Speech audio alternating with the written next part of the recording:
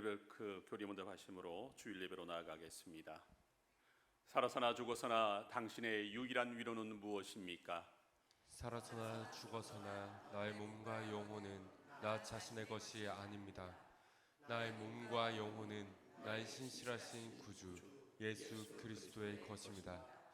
그리스도는 자신의 보배로운 피로 나의 모든 죄값을 완전히 치르셨습니다. 그리스도는 나를 마귀의 모든 권세에서 풀어주셨습니다. 또한 그리스도는 나를 지켜주십니다.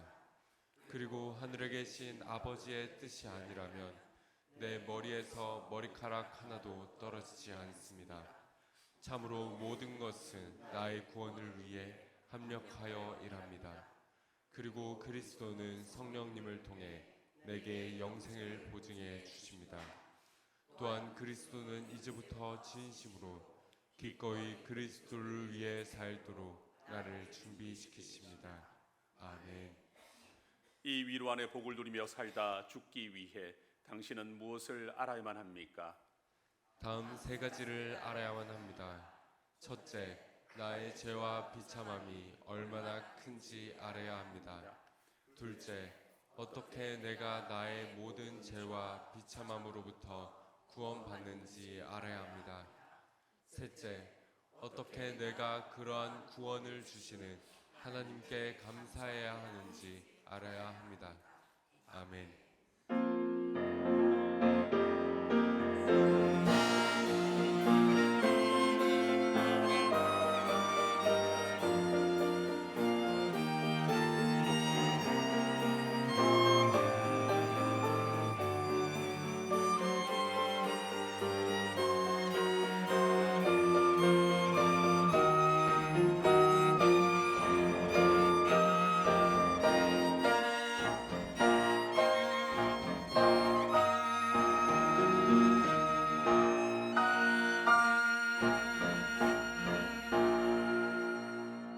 이날은 여호와께서 정하신 것이라. 이날에 우리가 즐거워하고 기뻐하리로다. 여호와여 구하옵나니 이제 구원하소서. 여호와여 우리가 구하옵나니 이제 형통하게 하옵소서. 아멘. 사랑이 많으신 하나님, 예수님의 십자가 보혈로 죄 씻음 받게 하시며 하나님의 자녀로 거듭나게 하여 주신 은혜에 감사를 드립니다. 죄와 사망의 권세에서 건져 주실 뿐 아니라 아버지가 그 자녀를 보호하여 주시는 것과 같이 날마다 우리의 손을 잡아 안전하고 평안한 길로 인도하여 주시니 감사를 드립니다. 오늘은 거룩한 주일을 맞이하여 하나님의 자녀로 거듭난 저희가 경배와 찬양을 드리는 예배의 자리로 나왔습니다. 진심으로 드리는 기도에 응답하시며 찬송과 예물을 기쁘게 받아 주옵소서. 예수님의 이름으로 기원하옵나이다. 아멘.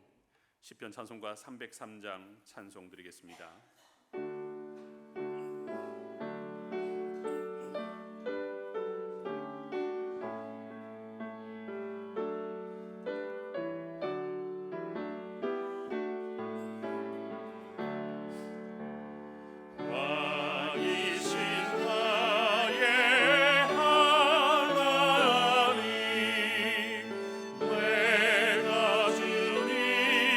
주님을 높이고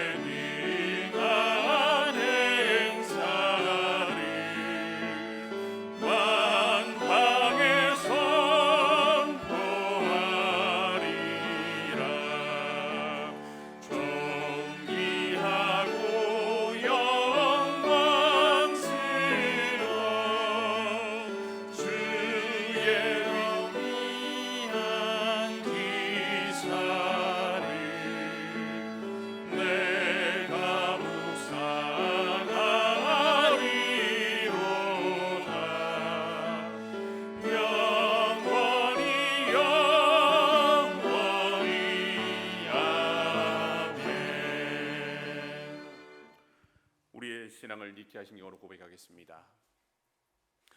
우리는 한 분 하나님, 전능하신 아버지, 하늘과 땅의 창조주, 보이는 것과 보이지 않는 모든 것의 창조주를 믿습니다.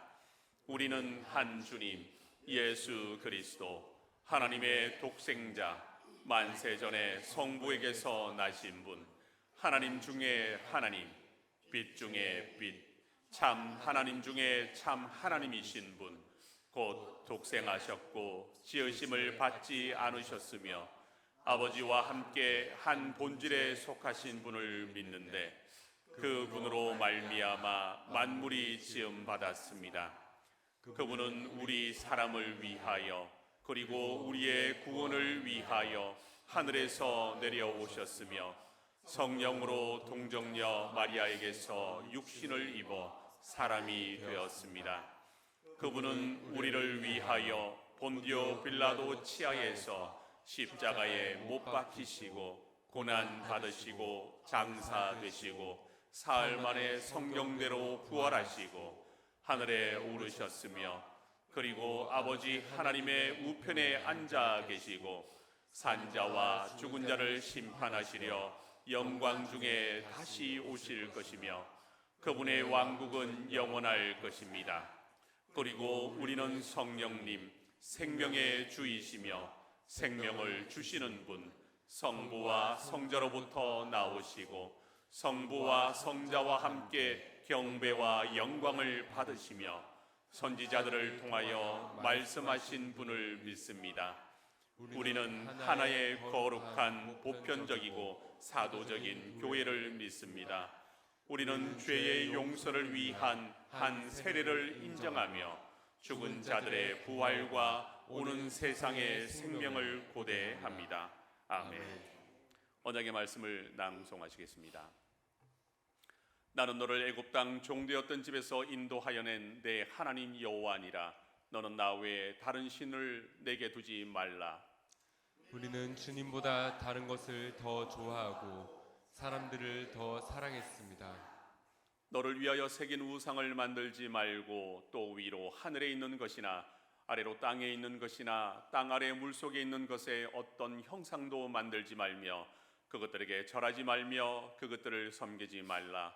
나 내 하나님 여호와는 질투하는 하나님인즉 나를 미워하는 자의 죄를 갚되 아버지로부터 아들에게로 3, 4대까지 이르게 하거니와 나를 사랑하고 내 계명을 지키는 자에게는 천대까지 은혜를 베푸느니라. 우리는 말씀을 따라서 주님을 섬기지 못하였고 헛된 형상을 만드는 것처럼 우리의 하나님을 만들어 우리 자신을 위하는 합당하지 않은 예배를 드렸습니다. 너는 내 하나님 여호와의 이름을 망령되게 부르지 말라. 여호와는 그의 이름을 망령되게 부르는 자를 죄 없다 하지 아니하리라. 우리는 주님의 이름을 때로 가볍게 여겼고 거룩히 여기지 못했습니다. 그리고 우리의 말과 행동으로 주님의 이름을 부끄럽게 했습니다. 안식일을 기억하여 거룩하게 지키라. 엿새 동안은 힘써 내 모든 일을 행할 것이나 일곱째 날은 내 하나님 여호와의 안식일인즉 너나 내 아들이나 내 딸이나 내 남종이나 내 여종이나 내 가축이나 내 문 안에 머무는 객이라도 아무 일도 하지 말라. 이는 엿새 동안에 나 여호와가 하늘과 땅과 바다와 그 가운데 모든 것을 만들고 일곱째 날에 쉬었음이라. 그러므로 나 여호와가 안식일을 복되게 하여 그날을 거룩하게 하였느니라. 우리는 주님의 날을 거룩히 지키지 못하였고 온전히 주님을 예배하고 경건한 일과 선행을 베푸는 날로 보내지 못했습니다. 내 부모를 공경하라. 그리하면 내 하나님 여호와가 내게 준 땅에서 내 생명이 길리라. 우리는 마땅히 해야 할 부모에 대한 공경을 다하지 못하였고 위에 있는 자에게 합당한 공경을 하지 못하였고 아래에 있는 자를 존중하지 못하였습니다. 살인하지 말라. 우리는 하나님의 형상인 사람을 값싸게 취급하였고 분노와 미움으로 피를 흘리는 자리에 서 있었습니다. 간음하지 말라. 우리는 마음으로 말로 행동으로 음란하고 부정한 일을 하였습니다. 도둑질하지 말라. 우리는 우리의 필요를 채우시는 하나님을 의지하지 못하여 훔치고 빼앗고 속이는 죄를 지었습니다. 내 이웃에 대하여 거짓 증거하지 말라.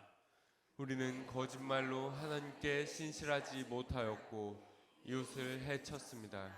내 이웃의 집을 탐내지 말라. 내 이웃의 아내나 그의 남종이나 그의 여종이나 그의 소나 그의 낙이나 물은 내 이웃의 소유를 탐내지 말라. 우리는 불만과 질투와 욕정으로 탐심을 키우는 죄를 지었습니다. 아멘. 찬송가 266장 찬송 드리겠습니다.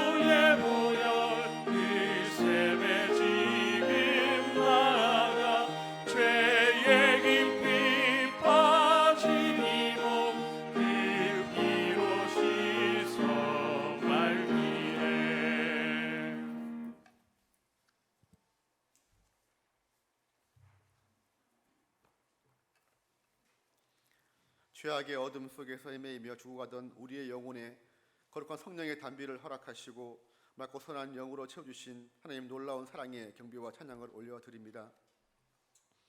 본질적인 죄로 인해 사탄의 종로를 타던 저희들을 홀로 버려두지 않으시고 사랑과 긍휼을 베푸사 예수 그리스도의 보혈의 공로로 거룩의 옷을 입혀주시고 이제 세상과 구별된 하나님 나라의 백성으로 살아갈 수 있도록 늘 우리의 삶을 인도해 주심에 감사드립니다.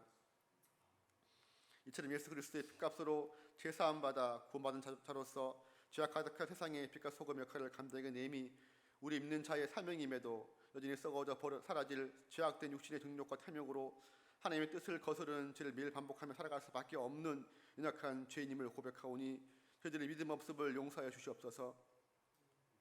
예수 그리스도의 대속의 은혜로 구원받은 성도로 성령의 임재와 충만 속에 살아가야 되지만 여전히 우리의 삶은 육신에 속한 자로 살 수밖에 없는 연약한 존재임을 고백합니다.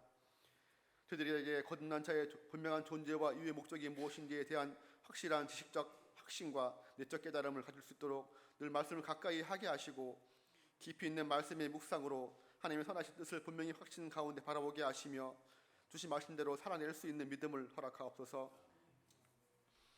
우리에게 주어진 하루하루를 세상의 풍조에 따라 허비하며 헛되이 보내지 않도록 저희들의 마음과 생각을 세밀히 주고 나서 간섭하여 주시고 늘 말씀과 기도로 세상의 죄악된 유혹을 이기게 하시며 무엇보다 어디서 무엇을 하든지 복음의 직인대로 하신 예수님의 명령에 순종이 할 수 있는 믿음을 더하여 주시옵소서.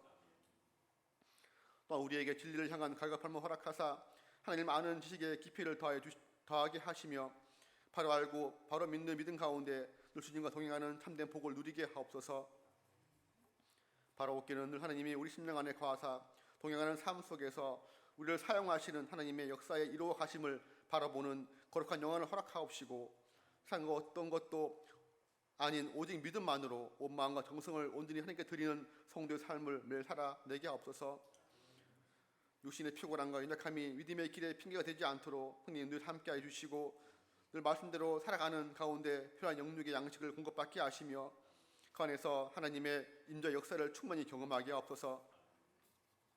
특별히 장성복교회를 사랑하셔서 이곳에 보내주신 하나님 전성호 담임 목사님을 기억하사 맡겨주신 어린 양들을 실만한 물가로 인도하여 거룩한 꼴을 먹이기에 부족함 없도록 늘 하늘의 지혜와 지식을 더해 주시고 남겨진 목회 사역을 충분히 감당해낼 수 있는 체력과 필요한 모든 물질을 넉넉히 채워주사 오직 하나님 영광만을 바라보며 달려가기에 부족함 없게 하옵소서.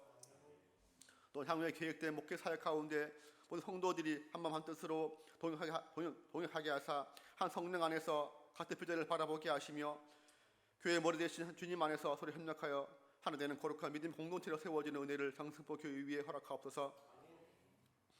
하나님의 교회를 위해 세워진 직분자들에게 청직적 사명을 허락하사 맡기신 직분을 넉넉히 감당해낼 수 있는 믿음의 담대함과 능력을 허락하여 주시고 특별히 하나님께서 세우신 장승포 교회를 생애 다하는 그날까지 기쁨과 헌신으로 열심히 섬길 수 있는 견실한 믿음을 허락하여 주옵소서. 이 시간 성령의 감동과 인도하심으로 이 자리에 나온 성도들의 심령을 보살피사 말씀 속에서 하나님의 마음과 사랑, 구원의 은혜를 발견하게 하옵소서. 또 인생의 모든 문제 해결은 다른 곳에 있지 않고 성령님의 조명하심으로 깨닫게 되는 말씀 속에 있음을 확신하게 하시고 오직 말씀 대신 하나님 앞에 간절히 엎드려 구하는 이 시간 되게 하옵소서. 단위에서 말씀 선포하신 담임 목사님의 성령 능력으로 함께하사 말씀 속에 생명의 능력을 허락하시고 성도들의 심령이 변화되어 거듭난 은혜 충만한 시간 되게 하옵소서. 이 시간 드려진 예배를 통해 삶을 하나님 홀로 받아 주시옵소서. 예배 주신 주님께 맡기며 살아계신 예수님의 이름으로 기도드립니다. 아멘.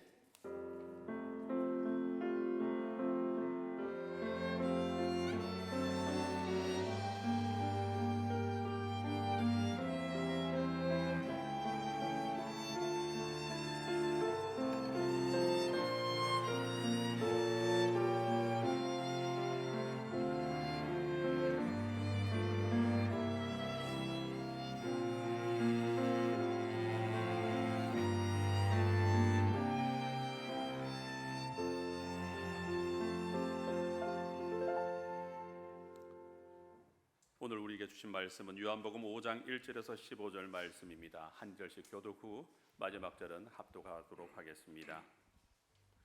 그 후에 유대인의 명절이 되어 예수께서 예루살렘에 올라가시니라. 예루살렘에 있는 양문 곁에 히브리 말로 베데스다라 하는 못이 있는데 거기 행각 5이 있고 그 안에 많은 병자, 맹인, 다리 저는 사람, 혈기 마른 사람들이 누워 물의 움직임을 기다리니 이는 천사가 가끔 못에 내려와 물을 움직이게 하는데 움직인 후에 먼저 들어가는 자는 어떤 병에 걸렸든지 낫게 되밀어라. 거기 38해 된 병자가 있더라. 예수께서 그 누운 것을 보시고 병이 벌써 오래된 줄 아시고 이르시되 내가 낫고자 하느냐. 병자가 대답하되 주여 물이 움직일 때에 나를 못에 넣어주는 사람이 없어 내가 가는 동안에 다른 사람이 먼저 내려가나이다. 예수께서 이르시되 일어나 내 자리를 들고 걸어가라 하시니 그 사람이 곧 나아서 자리를 들고 걸어가니라. 이날은 안식일이니 유대인들이 병 나은 사람에게 이르되 안식일인데 내가 자리를 들고 가는 것이 옳지 아니하리라. 대답하되 나를 낫게 한 그가 자리를 들고 걸어가라 하더라 하니 그들이 묻되 너에게 자리를 들고 걸어가라 한 사람이 누구냐 하되 고침을 받은 사람은 그가 누구인지 알지 못하니 이는 거기 사람이 많음으로 예수께서 이미 피하셨음이라. 그 후에 예수께서 성전에서 그 사람을 만나 이르시되 보라 내가 나았으니 더 심한 것이 생기지 않게 다시는 죄를 범하지 말라 하시니 그 사람이 유대인들에게 가서 자기를 고친 이는 예수라 하니라. 아멘. 이 시간 강의지 이기훈 두 청년과 학생이 바이올린 연주로 하나님께 영광을 올려드리겠습니다.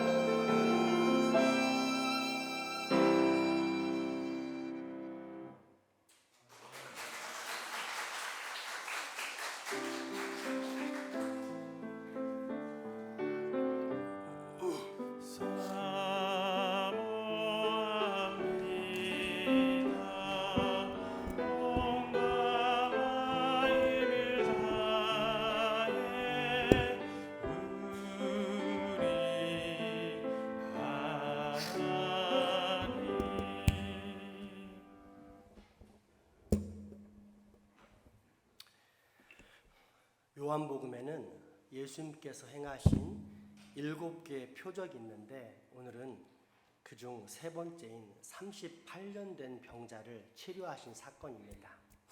사도 요한이 예수님의 기적을 단순히 기적이라고 하지 않고 표적이라고 지칭한 데는 두 가지 사실을 드러내기 위함입니다. 첫째는 표적의 주체요, 두 번째는 그 표적의 심층적인 의미입니다. 먼저 표적의 주체이신 예수님입니다. 분명 물인데 포도주가 됩니다. 말씀만으로 저 멀리 있는 병든 아이를 원격 치료합니다. 38년 동안이나 병들어 누워있던 환자를 향해 일어나 걸으라 하니까 그대로 됩니다. 물고기 2마리와 떡 5덩어리인데 장정만 5,000명을 먹이고도 12바구니가 남습니다. 물 같은 곳이 아니라 실제 깊은 물인데 그 위를 걸어서 다닙니다. 태어날 때부터 맹인인 사람의 눈을 뜨게 합니다. 심지어 죽은 지 나흘이나 되어 냄새가 나는 시체에게 나오라 명하니까 죽었던 사람이 살아납니다. 그렇다면 이런 일을 행하는 사람은 보통 사람이라는 뜻입니까? 하나님이라는 말입니까? 따라서 예수님을 세계 4대 성인 중에 하나, 내가 가장 존경하는 이 세상의 최고의 윤리적, 도덕적 모범이라고 말하지만 하나님으로는 믿지도 고백하지도 않는 사람은 하나님을 무시하는 사람입니다. 인간 스스로는 도저히 존재의 근원을 알 수 없기에 창조의 하나님께서 이 땅에 그 사실을 친히 밝혀주시는 성경이라는 선물을 주셨는데 이 선물을 부정하고 배역하고 있기 때문입니다. 성경은 이런 사람을 하나님의 저주와 진노 가운데 있는 강팍한 사람이라고 말하며 그에게는 구원이 없음을 다음과 같이 기록하고 있습니다. 마태복음 13장 13절에서 15절 말씀입니다. 그러므로 비유하는 것은 그들이 보아도 보지 못하며 들어도 듣지 못하며 깨닫지 못함이니라. 이사야의 예언이 그들에게 이루어졌으니 일렀을 너희가 듣기는 들어도 깨닫지 못할 것이요 보기는 보아도 알지 못하리라.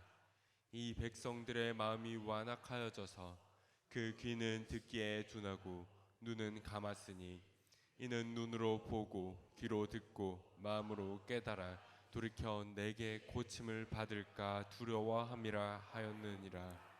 아멘.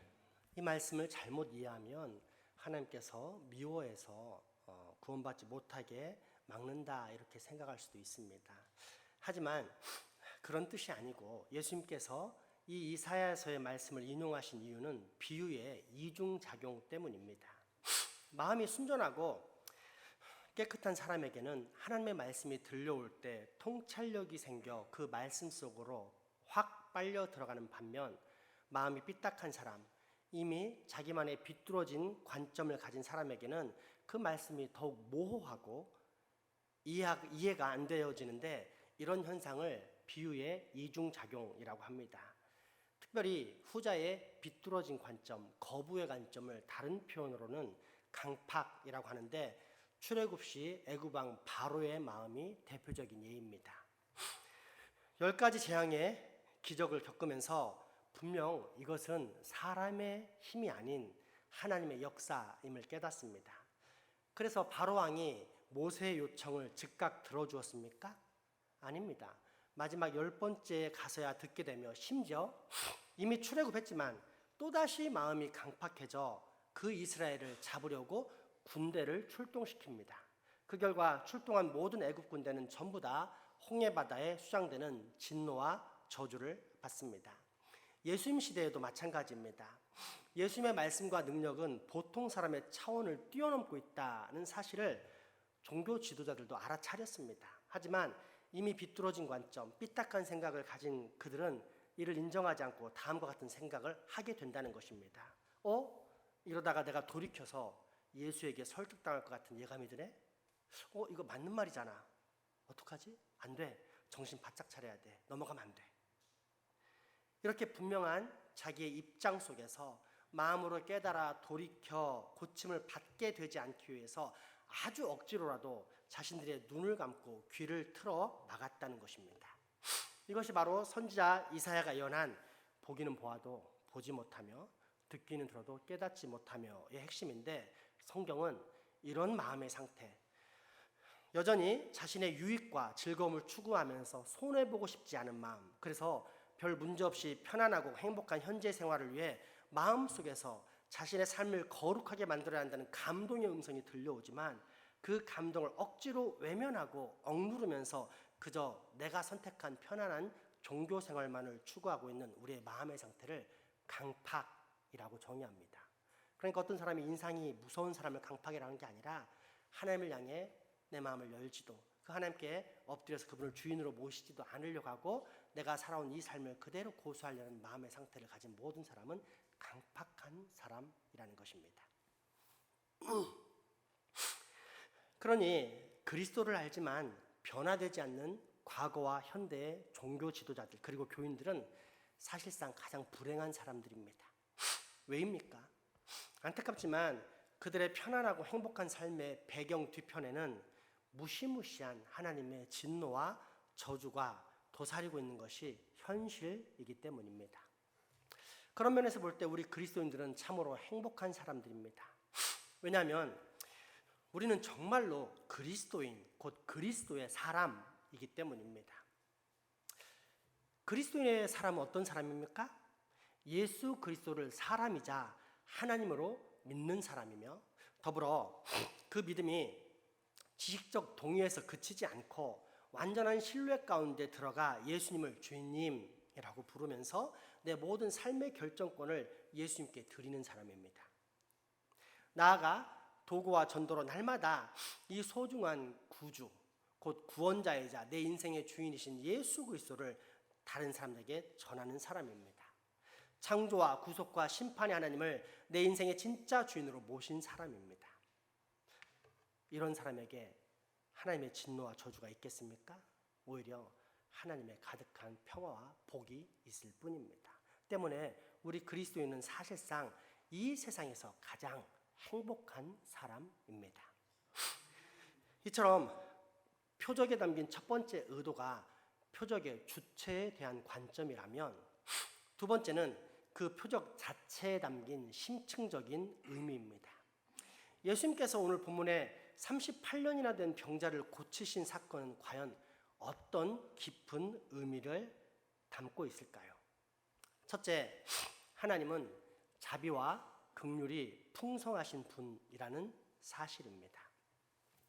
예루살렘 북쪽에 위치한 양문 곁에는 그리 깊지 않지만 수영하기에는 충분할 정도의 물이 있는 베데스다라는 연못이 있는데, 이 지명의 뜻은 자비의 집입니다. 실제로 이 연못에는 하나님의 자비가 임재해 어쩌다가 한 번씩 천사가 물을 요동치는데, 그때 누구든지 가장 먼저 들어가는 사람은 무슨 병이든지 나았습니다. 때문에 베데스다 근처에는 수많은 병자들이 기거하고 있었는데, 성경은 그러한 병자들의 종류를 맹인, 다리 저는 사람, 혈기 마른 사람 등으로 표현하고 있습니다. 한마디로 인간의 의술로는 해결할 수 없는 불치병의 환자들이 다 모여 있었습니다. 바로 이 낙심과 좌절, 절망의 장소를 예수님이 방문하십니다. 예수님은 자비와 긍휼의 하나님이시기 때문입니다. 오늘 본문 요한복음 5장 1절에서 6절까지의 말씀입니다. 그 후에 유대인의 명절이 되어 예수께서 예루살렘에 올라가시니라. 예루살렘에 있는 양문 곁에 히브리 말로 베데스다라 하는 못이 있는데, 거기 행각 5이 있고 그 안에 많은 병자, 맹인, 다리 저는 사람, 혈기 마른 사람들이 누워 물의 움직임을 기다리니, 이는 천사가 가끔 못에 내려와 물을 움직이게 하는데, 움직인 후에 먼저 들어가는 자는 어떤 병에 걸렸든지 낫게 되밀어라. 거기 38해 된 병자가 있더라. 예수께서 그 누운 것을 보시고 병이 벌써 오래된 줄 아시고 이르시되, 내가 낫고자 하느냐. 아멘. 너무도 평범해 보이고 당연해 보이는 이 행동이 사실은 절대 평범하지도 당연하지도 않습니다. 우리가 평범하고 당연하다고 생각하는 것은 예수님께서 그처럼 평범하고 당연하게 만드셨기 때문에 이것이 옳다라는 가치관이 생긴 것이지, 본질적인 죄인의 가치관에서 볼 때 이는 결코 바람직하지도 또는 관심을 갖지도 않는 상황입니다. 우리의 실제 삶을, 또 우리 실제 정신세계, 또 실제 가치관을 보십시오. 어린아이 또는 갓난아이는 누가 이뻐하라고 하지도 않았는데 지나가는 사람들마다 행복한 웃음 속에서 바라보고 만지면서 이뻐합니다. 하지만 늙은이에 대해서는 어떻습니까? 별 관심이 없습니다. 심지어 아무리 멋지게 또는 곱게 치장을 해도 눈길 한번 주지 않습니다. 그 어떤 것 하나 꾸미지 않아도 젊은이는 환영을 받는 데 반해 늙으면 환영도 미소도 받기가 쉽지 않을 뿐더러 오히려 거추장스럽다며 천덕꾸러기 취급을 받는 경우가 다반사입니다. 단지 늙기만 해도 이 정도인데 늙었을 뿐 아니라 병들어, 그것도 38년 동안이나 아무런 희망도 없이 병들어 누워있는 이 환자에게 과연 누가 관심이나 갖겠습니까? 이것이 죄성을 지닌 사람들의 일반적인 관점, 일반적인 가치관입니다. 그러나 예수님은 관심을 가지십니다. 긍휼의 눈으로 바라보십니다. 무엇보다 주님은 마음과 눈빛만 보내는 감상적인 사랑이 아니라 실제적인 사랑을 베푸십니다. 그렇기에 치료해 주시려고 친히 찾아가 이렇게 물으시는 것입니다. 얘야, 네가 낫기를 원하느냐? 저희 아버지가 26살의 나이로 신학교에 다닐 때였습니다. 대전과 논산 사이, 더 정확히는 충남 벌곡면에서 가까운 곳에 위치한 깊은 산골에 만목리라는 곳이 있는데 거기서 처음으로 개척교회 목회를 하실 때였습니다. 이번 명절에 아버지의 흔적을 따라 일부러 찾아갔었는데 실내는 최대로 앉아도 약 20명 정도 앉을 정도의 공간을 가진 작은 교회였습니다. 백문이 불여일견이라고 직접 사진을 한번 보겠습니다. 옛날 초가집 사진은 없고 이번에 나름 찍은 사진인데 최근에 리모델링한 듯한 모습을 보였습니다. 여기서 대전으로 신학교를 다녔는데 한 달 사례비가 딱 한 달 차비였습니다. 한 달 동안 갈 때 그리고 올 때, 그것도 요즘 말로 환승을 하면 부족한 비용이기에 2번 정도 버스 타야 하는 상당한 거리를 걸어 다니면서 기차로 등하교를 할 때였다고 합니다. 대전역에서 내려 오정동의 신학교 쪽으로 걸어가는데 한쪽 길가에 누추한 차림의 거지가 거의 쓰러지다시피 한 모습으로 구걸을 하고 있었습니다. 품 안에는 돌아갈 때의 차비밖에 없었지만 극률한 마음이 들어 전부를 적선합니다. 그리고 돌아서서 길을 가는데 문득 이상한 생각이 들었습니다. 분명 적선된 돈을 보고 눈이 동그래지며 반가워했는데 이내 또다시 그 눈동자의 힘이 스르르 풀렸기 때문입니다. 그때 아차하며 든 생각입니다. 그렇구나. 이 거지에게는 지금 그 돈을 집어서 먹을 것을 사러 갈 정도의 힘도 없는 것이구나. 여기까지 생각이 미친 아버지는 다시 오던 길을 되돌아가 적선통에서 돈을 꺼내 들었습니다. 남들이 보기에는 얼마나 이상한 모습입니까? 멀쩡한 사람, 그것도 힘이 팔팔한 건장한 청년이 거지의 적선바구니에서 돈을 훔쳐가는 모습이 말입니다. 그러나 아버지 수중에는 말 그대로 수중에 돈 한 푼 없었기에 부득불 아까 적선한 그 돈을 꺼낼 수밖에 없었습니다. 그렇게 가게에서 사온 빵과 우유를 보자 거지는 또다시 눈이 커졌지만 또 거기까지였습니다. 때문에 이제는 더 빨리 알아차린 아버지는 이번에는 그래, 지금 손을 내밀어 먹을 힘조차 없구나 라는 생각에 그 거지를 품에 안고 직접 빵 조각을 하나씩 떼어주면서 우유도 함께 먹이게 됩니다. 그렇게 다 먹이고 나니 비로소 거지가 입을 뗍니다. 고맙습니다. 일주일 동안 아무것도 못 먹어서 눈앞에 빵도 집어들 힘이 없었는데 이렇게 저를 살려주셔서 정말로 감사드립니다. 이런 아버지의 인생 역시 8년 전까지만 해도 비관적이었습니다. 6.25가 갓 끝난 상황에서 아무런 돌봄도 없이 천덕꾸러기처럼 취급되던 어린 아이들의 삶에다가 7살도 안 된 나이부터 중병이 들어 누워있는 아버지의 병수발을 들어야만 했던 특수한 상황 때문에 아들의 대우보다 머슴 같은 생활을 했기에 인생이란 오직 굶주림과 고통의 연속이었고, 그래서 삶은 그 어떤 기쁨도 희망도 없는 비참한 인생일 뿐이었습니다. 그렇게 지내던 18살의 어느 날 교회에 나가 예배를 드리게 되었는데 문득 거기서 예수님을 만나게 되었고, 그 사랑과 은혜에 깊이 감격해 3년 동안 새벽마다 동일한 장소에서 뜨거운 감동의 눈물을 흘리며 기도하게 됩니다. 주가 마땅한 나, 아무도 돌보지 않는 비참한 나, 누구 하나 거들떠보지 않는 하찮은 인생인 나를 불쌍히 여기사 구원시켜 주실 뿐 아니라 삶과 희망, 그것도 영원한 희망을 주신 예수 그리스도의 그 크신 사랑과 은혜 때문에 말입니다. 그래서 추잡한 모습의 사람도 역겨운 냄새의 거지도 아무렇지 않았습니다. 오히려 더 극률이, 더 불쌍히 상처 입은 치유자의 눈길로 더 안타깝게 여기면서 그에게 희망의 떡을 먹이게 됩니다. 사람이 어떻게 이렇게 바뀔 수 있습니까? 비관적인 세계관, 허무한 인생관, 낙심과 좌절의 삶이 어떻게 그처럼 희망적이고 기쁘고 감사한 삶으로 넘칠 수 있습니까? 예수님을 만나면 됩니다. 우리가 믿는 예수님은 세상 모든 사람들이 싫어하는 냄새나는 자, 병든 자, 추악한 자, 가난한 자, 죄악에 시달리는 자를 외면하지 않고 오히려 불쌍한 눈으로 바라보시는 긍휼의 하나님이시기 때문입니다. 그래서 주님은 역겨운 냄새로 가득한 우리들의 베데스다를 찾아와 늘 이렇게 말씀하고 계신 것입니다. 얘야, 네가 정말로 낫기를 원하느냐? 베데스다 표적을 통한 사도 요한이 말하고자 하는 두 번째 심층적인 의미, 그것은 회복의 능력이 되시는 예수님입니다. 때가 이를 때까지 쓸데없는 논쟁과 갈등을 피하기 원하셨던 예수님은 치료의 연장에 머물지 않으셨습니다. 그러나 긍휼함을 입은 병자가 또다시 죄악으로 고통당하지 않도록 가르치실 필요가 있음을 깨달으십니다.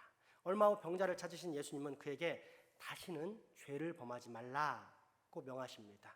오늘 본문 요한복음 5장 12절에서 15절까지의 말씀입니다. 그들이 묻되 너에게 자리를 들고 걸어가라 한 사람이 누구냐 하되 고침을 받은 사람은 그가 누구인지 알지 못하니 이는 거기 사람이 많음으로 예수께서 이미 피하셨음이라. 그 후에 예수께서 성전에서 그 사람을 만나 이르시되 보라 내가 나았으니 더 심한 것이 생기지 않게 다시는 죄를 범하지 말라 하시니 그 사람이 유대인들에게 가서 자기를 고친 이는 예수라 하니라. 아멘. 이 사람이 38년이나 앓고 있었으니까 근 40년 동안을 병으로 고생한 셈입니다. 그러면 그가 왜 아팠느냐 하면 죄 때문입니다. 14절에 예수님께서 네가 나았으니 더 심한 것이 생기지 않게 다시는 죄를 범하지 말라라는 말씀은 그가 발병하게 된 원인이 죄 때문임을 가르쳐 줍니다. 더불어 그 병자가 이처럼 전신을 잘 움직이지 못할 정도로 중병이 든 것을 볼 때 과거에 그가 지은 죄가 결코 평이하고 간단한 한때의 실수 같은 죄가 아니었음을 짐작해 볼 수 있습니다. 그러니까 그처럼 일생 동안 흑암에 짓눌려 살 정도의 범죄라면 작은 죄가 아니었으며 아마도 그것은 혈기왕성하던 청년 시기에 지은 죄일 것입니다. 쉽게 말해 힘이 있고 능력이 있었기 때문에 하나님을 믿을 바엔 차라리 내 주먹을 믿어라 라고 말하는 사람처럼 다가올 하나님의 심판이 무서운 줄 모르고 현재 젊음이 주는 자신감 속에서 자기를 주장하고 자기를 뽐내면서 하나님의 법을 무시하고 하나님 자체를 멸시함으로 지은 죄였을 가능성이 매우 높습니다. 바로 그의 죄값으로 이런 무서운 저주, 무서운 현실 가운데 빠지게 되었습니다. 성경은 이런 죄의 결과로 맞이하게 될 비참한 현실에 대해 모호하게 얘기하지 않고 다음과 같이 분명하게 가르쳐 줍니다. 시편 107편 10절에서 12절 말씀입니다. 사람이 흑암과 사망의 그늘에 앉으며 곤고와 쇠사슬에 매임은 하나님의 말씀을 거역하며 지존자의 뜻을 멸시함이라. 그러므로 그가 고통을 주어 그들의 마음을 겸손하게 하셨으니 그들이 엎드려져도 돕는 자가 없었도다. 아멘. 추정컨대 지금 나이가 60세쯤 이른 사람입니다. 혈기방장한 20세 전후에 범죄하느라 왔다 갔다 했다고 하면 근 40년을 앓고 있는 것입니다. 자기 죄값으로 40년간 이 큰 형벌을 받고 있는 셈입니다. 그런데 이보다 훨씬 더 심각한 문제는 이 질병이 언제 끝날지, 과연 끝날지 모른다는 사실입니다. 아무런 희망도 보이지 않는 깜깜함 뿐이었습니다. 그러니 이런 병자에게 과연 평안함이 있을까요? 많은 사람들이 심지어 그리스도인들조차 평안함을 편안함으로 착각합니다. 집에 근심거리가 될 만한 중환자가 없고 경제적으로 못 먹고 살 정도로 가난하지 않으며 특별한 문제거리가 없이 편안한 상태로 살아가면 스스로 평안하다라고 여기는 경우가 참 많습니다. 그러나 이는 말 그대로 편안한 것이지 평안한 것이 아닙니다. 즉 외적인 편리, outer convenience이지 결코 내적인 평안, inner peace가 아닙니다. 편안함은 쉽습니다. 만들 수 있습니다. 떠돌아다니지 않아도 되는 집이 있으면 편안하고, 승차감 좋은 차를 사면 편안하고, 먹고 살기에 부족함이 없는 적당한 경제력이 있으면 편안하게 살 수 있습니다. 즉 이 편안함은 편리함, 큰 불편 없이 내가 원하는 것을 성취하며 살 수 있는 상태를 의미합니다. 문제는 이러한 외적 성취를 통해 내적 평안함까지 얻을 수 없다는 것입니다. 그렇다면 우리는 어떻게 피스, 평안함을 얻을 수 있을까요? 하나님의 임재, 다시 하나님과의 관계가 연결되고 연합될 때뿐입니다. 아담과 하와가 범죄하기 전 세상은 그야말로 온통 하나님의 임재였습니다. 이 하나님의 임재는 여러 가지 특징이 있지만 가장 큰 특징이 연합입니다. 실제로 우리가 믿는 하나님은 동일한 권세와 능력을 가지고 계시기에 동일한 존귀와 영광을 받기 합당하신 삼위일체 하나님입니다. 그럼에도 불구하고 분리되지 않습니다. 분명히 구분할 수 있지만 결코 분리되지 않는 신비로운 영원한 사랑의 연합인 존재 양태로 계신 분이 우리가 믿는 기독교의 하나님, 즉 삼위일체의 하나님이십니다. 때문에 세상을 창조하시고 아담을 만드신 하나님께서는 당신의 형상을 따라 아담을 향해 하신 말씀 역시 사회적 존재, 사람은 사랑하고 연합하는 존재로 살게 될 것이라는 정체성이었고, 그렇게 연합의 결론으로 주신 선물이 하와, 남자에게서 난 여자였습니다. 창세기 2장 18절에서 24절 말씀입니다. 여호와 하나님이 이르시되 사람이 혼자 사는 것이 좋지 아니하니 내가 그를 위하여 돕는 배필을 지으리라 하시니라. 여호와 하나님이 흙으로 각종 들짐승과 공중의 각종 새를 지으시고 아담이 무엇이라고 부르나 보시려고 그것들을 그에게로 이끌어 가시니 아담이 각 생물을 부르는 것이 곧 그 이름이 되었더라. 아담이 모든 가축과 공중의 새와 들의 모든 짐승에게 이름을 주니라. 아담이 돕는 배필이 없으므로 여호와 하나님이 아담을 깊이 잠들게 하시니 잠들매 그가 그 갈빗대 하나를 취하고 살로 다시 채우시고 여호와 하나님이 아담에게서 취하신 그 갈빗대로 여자를 만드시고 그를 아담에게로 이끌어 오시니 아담이 이르되 이는 내 뼈 중에 뼈요 살 중에 살이라. 이것을 남자에게서 취하였은즉 여자라 부르리라 하니라. 이러므로 남자가 부모를 떠나 그의 아내와 합하여 둘이 한 몸을 이룰지로다. 아멘. 그런데 이처럼 아름다운 연합이 죄, 아담과 하와의 불순종으로 깨지게 됩니다. 그러면서 이전에 없던 현상이 나타나는데 그것이 죄로 인해 생긴 결과인 분열과 분리입니다. 먼저 사람과 자연의 분리입니다. 죄가 없는 세상에서 자연은 사람과 연합하여 예상한 대로의 소출 또는 그 이상의 풍성한 수확을 때마다 시마다 기꺼이 내어놓았습니다. 창세기 26장에서 이삭이 농사를 지었더니 그 해에 다른 사람이 평소 얻었던 소출의 100배를 얻었다는 것은 하나님의 임재, 곧 죄가 없이 하나님과 올바른 관계를 맺고 있을 때 사람이 받게 되는 복에 대한 표적입니다.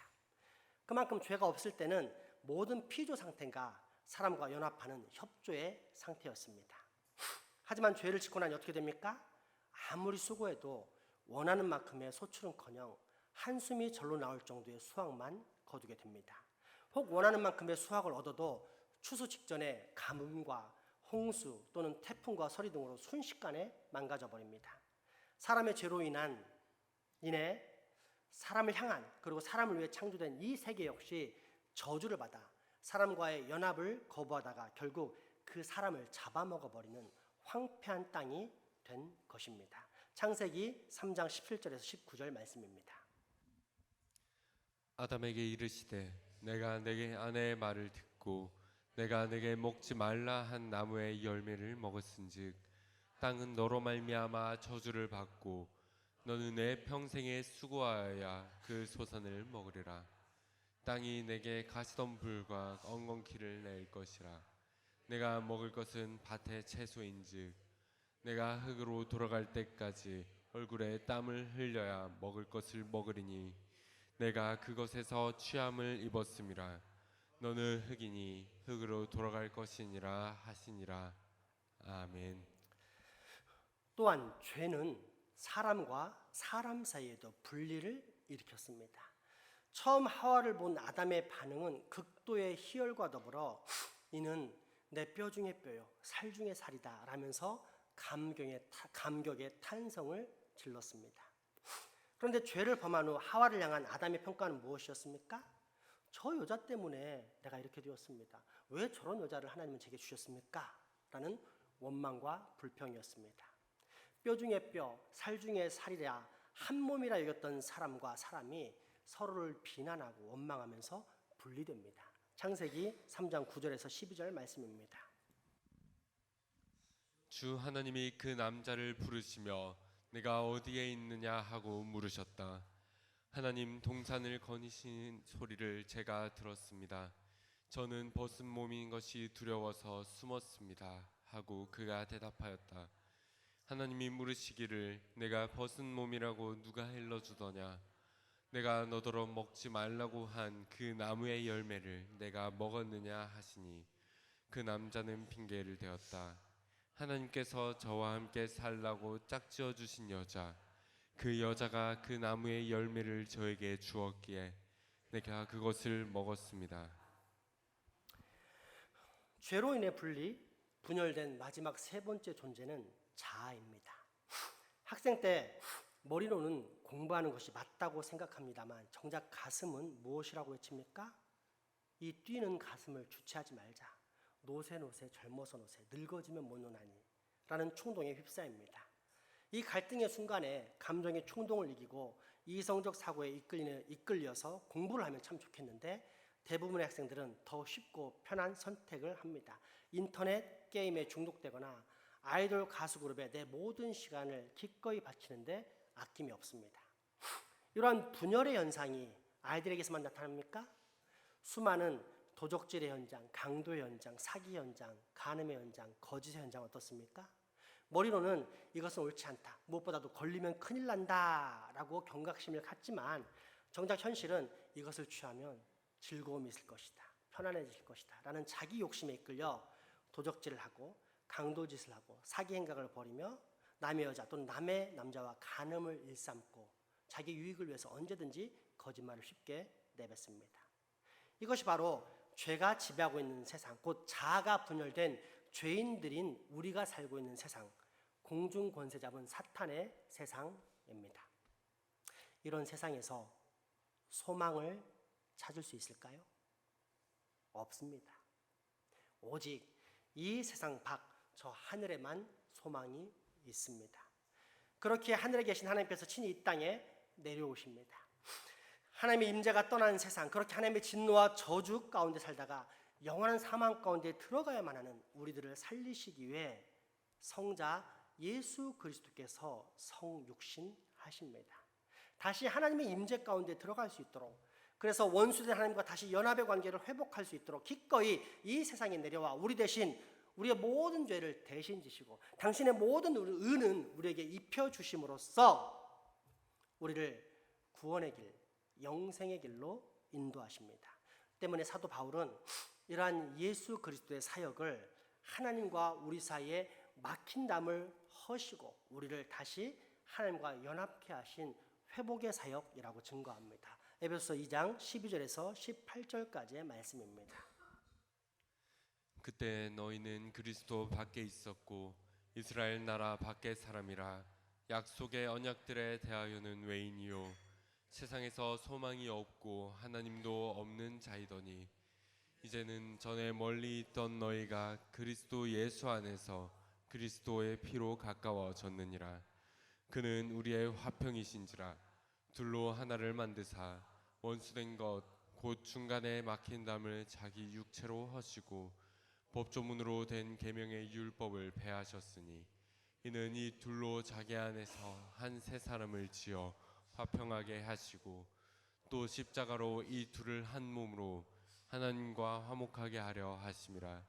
원수된 것을 십자가로 소멸하시고 또 오셔서 먼 데 있는 너희에게 평안을 전하시고 가까운 데 있는 자들에게 평안을 전하셨으니 이는 그로 말미암아 우리 둘이 한 성령 안에서 아버지께 나아감을 얻게 하려 하심이라. 아멘. 그리고 이에 대한 증거가 오늘 본문에 나오는 38년 된 병자의 회복입니다. 네가 낫고자 하느냐라고 물어보신 예수님은 이후 네 자리를 들고 걸어가라 라고 말씀하십니다. 그렇게 38년간이나 고생했던 병자는 낫게 됩니다. 그렇다면 근원적으로 이 병자에게 해결된 문제는 무엇입니까? 맞습니다. 단지 병이 아닌 죄입니다. 그가 38년간이나 누워 병들어 있었던 것은 죄 때문이었습니다. 따라서 그가 병에서 나음을 받았다는 것, 그것도 오랜 시간이 흘러 자연스럽게 또는 우연히 나은 것이 아닌 한 사람의 명령으로 즉시 나았다는 것은 결국 그에게서 죄 문제가 해결되었다라는 뜻입니다. 자, 그러면 여기서 우리가 발견할 수 있는 분명한 진리가 무엇입니까? 예수님은 단순한 병을 다루는 인간 의사가 아닌 내면의 죄, 그 누구도 끊을 수 없는 강력한 죄의 사슬을 단번에 끊어버릴 수 있는 영혼의 의사라는 사실입니다.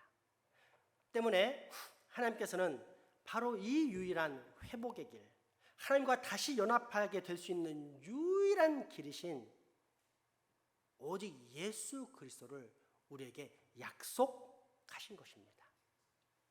이 사실을 오늘 본문 요한복음 5장 5절에서 9절을 통해 다시 한번 확인해 보겠습니다. 거기 38해 된 병자가 있더라.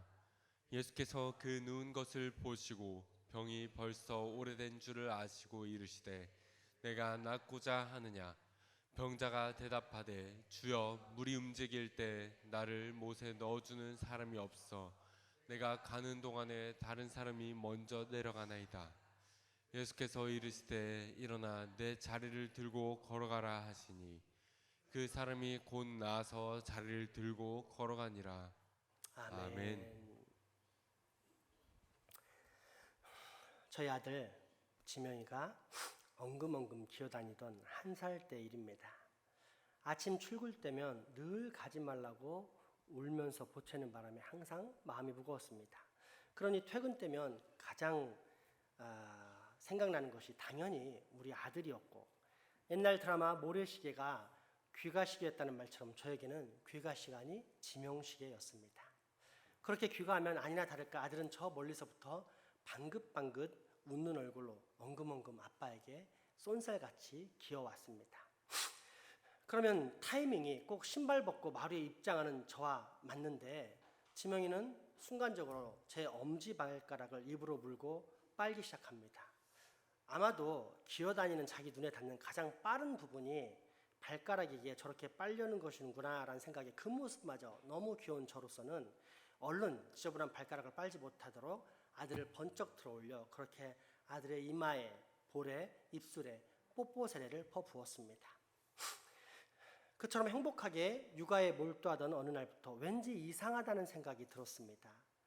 그렇게 제가 들어올려서 정상적인 얼굴 부위에 뽀뽀를 해도 아들은 늘 제 발가락만 바라보고 달려들어 제 발가락을 빨려고 했기 때문입니다. 저는 아들 지명에게 무슨 문제가 있는 것은 아닐까 하는 고민이 들었습니다. 그래서 어느 날 저녁에 지명이가 잠든 후에 아내에게 진지하게 물었습니다. 여보, 내가 걱정이 있어.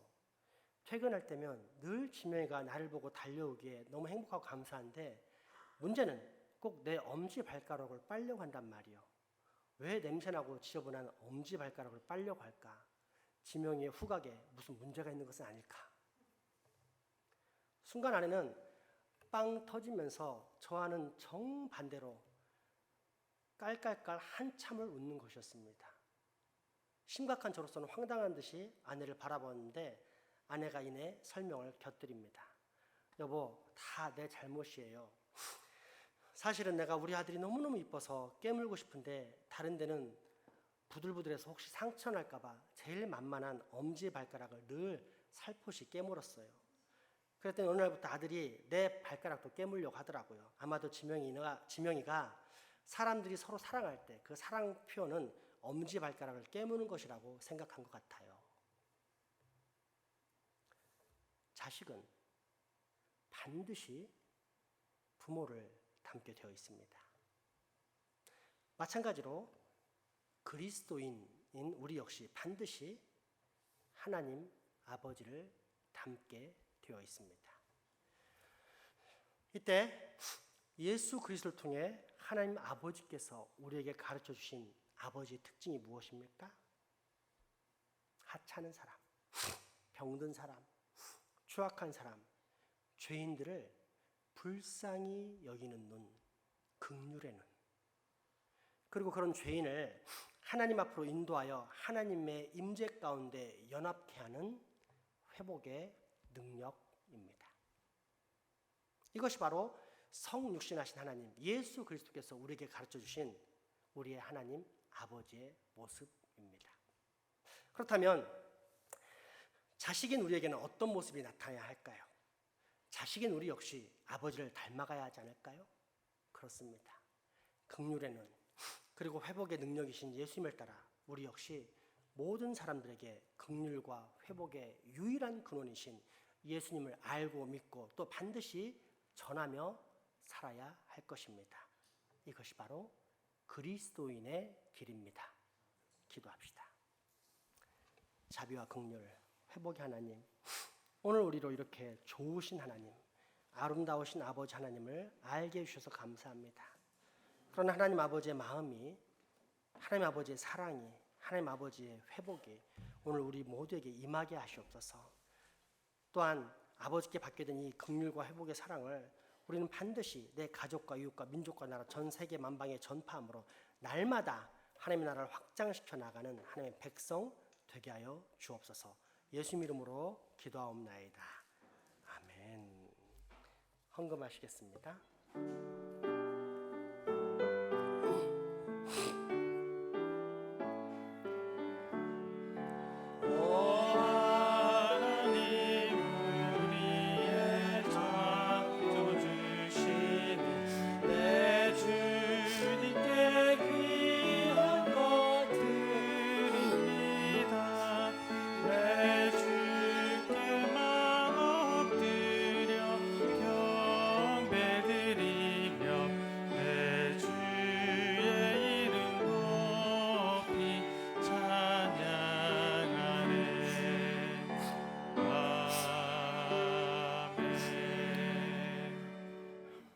온 세상을 아름답게 창조하시고 우리에게 잘 다스리고 지키라 하신 하나님 아버지, 하나님의 섭리에 감사드립니다. 오늘도 귀한 말씀을 먹이시어 우리 영혼의 소원을 만족해 하시고 윤택해 하시니 감사드립니다. 그럼에도 불구하고 간과 없는 것은 우리에게 구령의 열정을 주사 이 생명의 말씀을 혼자만 받아먹는 것이 아니라 죽어가는 이웃들에게도 꼭 나눌 수 있게 하여 주옵소서. 이 시간 한 주간의 삶을 통해 구원받은 자의 기쁨을 누리게 하신 하나님 아버지께 특별히 구별하여 준비한 예물을 드립니다. 우리의 중심을 살피시는 주님, 우리의 모든 정성과 헌신을 드리오니 받으시고 흠양하시옵소서. 나아가 이 모든 예물이 하나님 나라와 의를 위해 사용되게 하시고 또 사용되는 곳곳마다 하나님의 영광이 나타나게 하여 주옵소서. 바친 손길도 기억하사 그들 모두가 각자의 삶터에서 생명력 있는 교회가 되게 하여 주옵소서. 무엇보다 이 땅을 살아가면서 꼭 필요한 것이 물질이오니 그 물질에 곰핍하지 않을 수 있도록 하시며 그럼에도 불구하고 결코 물질에 대한 청지기적 사명을 망각하지 않게 하사 물질에 정복당하는 자가 아닌 물질을 정복하는 자로 사는 복을 꼭 누리게 하여 주옵소서. 우리의 가족이지만 병환으로 인해 이 예배에 함께하지 못하는 환우들과 더불어 직장, 사업, 유학 등으로 타지에 나가 수고하는 우리 교우들에게도 동일한 은혜를 허락하여 주시옵고 그래서 그 영혼에 늘 기도와 감사, 믿음과 소망, 사랑의 인내가 넘치게 하여 주시옵소서. 우리가 맡은 이 지역사회에 기도할 때 하나님 불쌍히 여기사 우리 교회가 영혼의 등대되어 복음과 기도로 불신과 정욕, 사탄의 충동이 가득한 이 어두운 장생포 지역을 점차 환한 그리스도의 빛으로 밝히고 그 영혼들을 살려내는 복을 꼭 얻게 하여 주시옵소서. 예수님 이름으로 기도합니다. 아멘.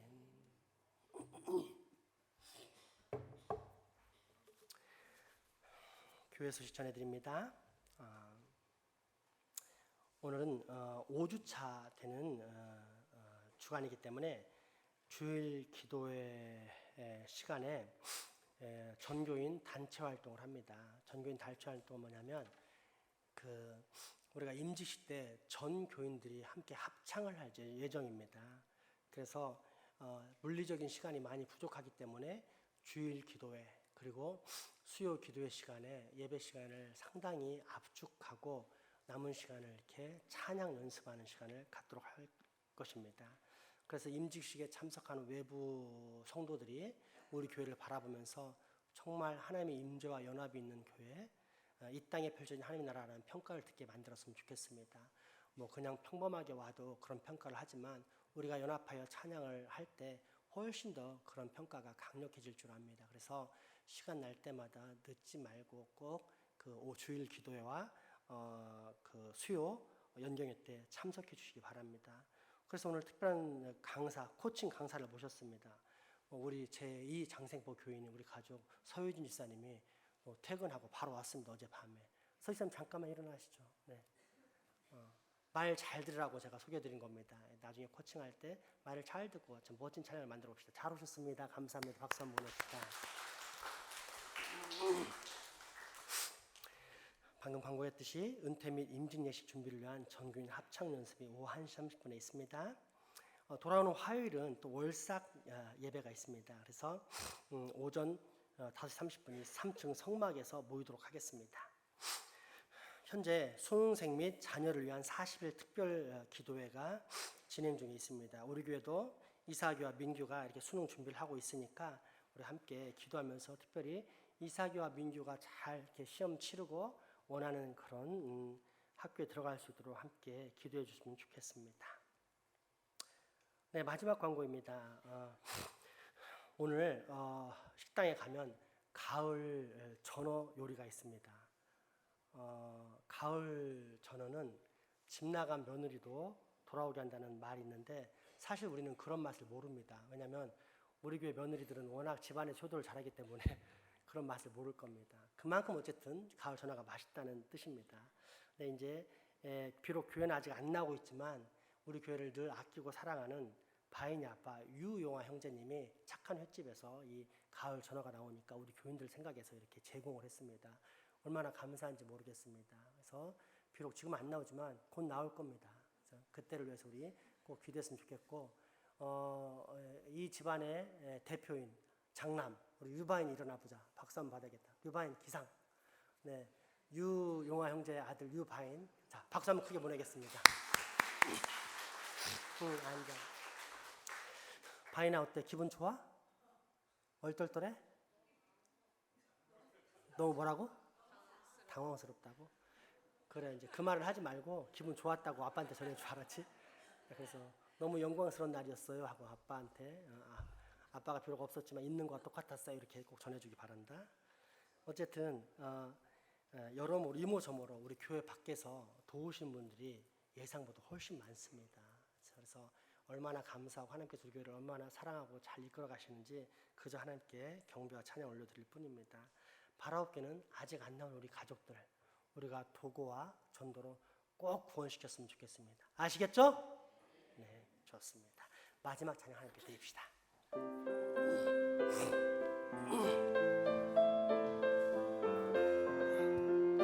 손을 들어 서로를 축복하겠습니다.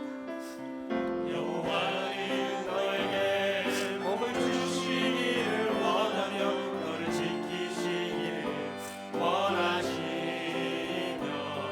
여호와는 그 얼굴을 너를 향하여 드사 은혜와 평강 주시길 원하노라. 손 안아줄까요? 여호와는 너에게 복을 주시기를 원하며 너를 지키시기를 원하시며 여호와는 그 얼굴을 너를 향하여 드사 은혜와 평강 주시기 원하노라. 너를 보배롭고 좋은 귀하게 여기시는 하나님이 내 삶 속에서 이 약속을 신실하게 이루시리. 땅에 기름진 것으로 하늘에 신령한 것으로 너를 복주시고 지키실 하나님이 너의 영혼 잘 되도록 은혜 베푸시며 평강으로 인도하시리. 땅에 기름진 것으로 하늘에 신령한 것으로 너를 복주시고 지키실 하나님이 너의 영혼 잘 되도록 은혜 베푸시며 평강으로 인도하시리. 우리 주 예수 그리스도의 은혜와 하나님의 크신 사랑과 성령님의 교통하심 이제후로 긍휼의 눈과 회복의 능력이신 예수님을 닮아 나도 모든 사람을 긍휼의 눈으로 바라보며 나아가 그들을 회복케 하는 거룩한 능력의 통로, 거룩한 능력의 도구로 날마다 내 자신을 드리며 살겠다라며 다짐하고 결단하는 여기 모인 모든 주의 자녀들의 머리 위와 가정, 이웃 그리고 후손들에게 지금부터 영원토록 함께 하시기를 축원하옵나이다. 아멘.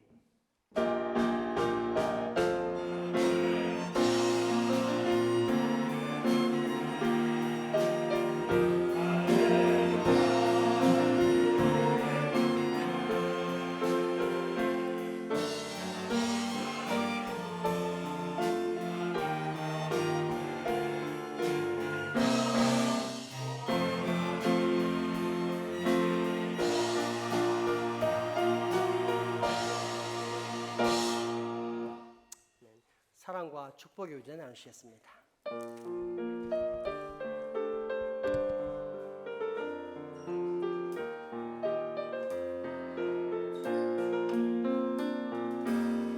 이 땅